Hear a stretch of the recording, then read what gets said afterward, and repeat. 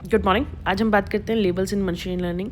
Machine learning में labels का concept क्या है। ये बहुत ज़रूरी कॉन्सेप्ट है क्योंकि हम जब भी कोई प्रिडिक्शन करेंगे उस प्रिडिक्शन में लेबल्स इन्वॉल्व रहेंगे ही रहेंगे। तो हमें ये अच्छे से समझ में आना चाहिए कि मैम लेबल्स क्या होते हैं। तो लेबल्स, जब भी हम कोई वैल्यू को प्रिडिक्ट करते हैं तो उसको जब हम प्रिडिक्ट कर रहे हैं उसमें मान लीजिए हमने वाई वैल्यू है जिस पे प्रिडिक्शन होना है, जिसको हम प्रिडिक्ट करेंगे और करने के बाद जो वैल्यू आएगी वो हमारी वाई है। तो हम इसको कह रहे हैं कि ये एक लेबल है। आराम से समझाएंगे एग्जाम्पल से। इसको हम टारगेट भी बोलते हैं, टारगेट वेरिएबल भी बोलते हैं। तो है क्या, लेबल एक डिपेंडेंट वेरिएबल है।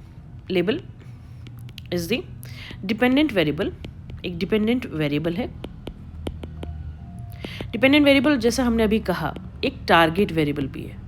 तो इसको टारगेट वेरिएबल से ही बोलेंगे तो समझ जाइएगा कि बात वही हो रही है। और एक टारगेट वेरिएबल है दैट मशीन, जो आपकी मशीन लर्निंग मॉडल में हम यूज़ करेंगे।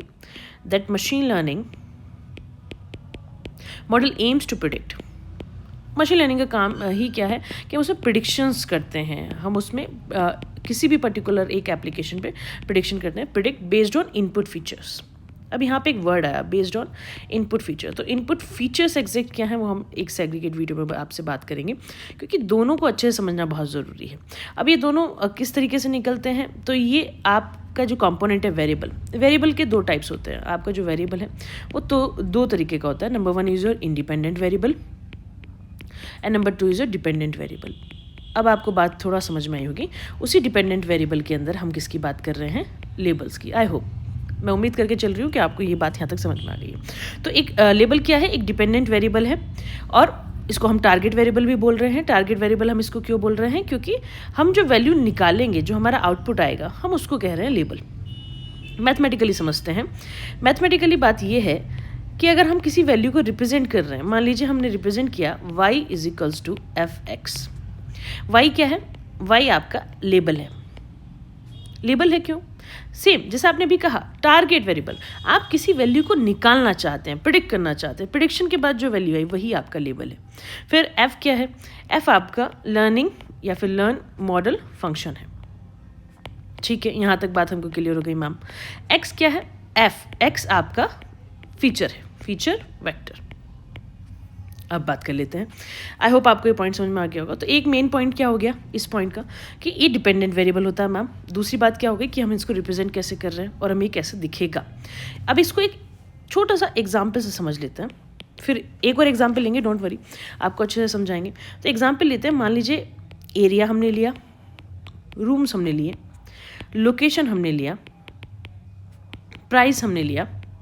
अब एरिया कितना है, मान लीजिए 1000, रूम्स कितना है 2, लोकेशन सिटी, प्राइस 30L मान लीजिए 30 लाख, देन 1500, 3, सिटी 45। अब इसमें बात करते हैं। अब आप बताइए आपको क्या लगता है कि इसमें से क्या लेबल है और क्या फीचर है, आप खुद ही देखिए।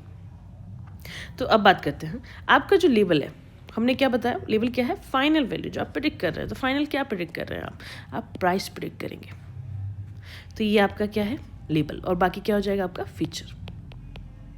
बाकी क्या हो जाएगा आपका फीचर। ये क्या है आपका फीचर, जिसके बेसिस पे आप उस वैल्यू को प्रिडिक्ट कर रहे हैं। आई होप आपको बात समझ में आई होगी। एक और तरीका समझ लेते हैं। स्टेटिस्टिकली अगर हम इसको रिप्रेजेंट करें तो किस तरीके से करेंगे। स्टेटिस्टिकली अगर इसका पर्सपेक्टिव हम देखें तो हम इसको किस तरीके से रिप्रेजेंट करेंगे।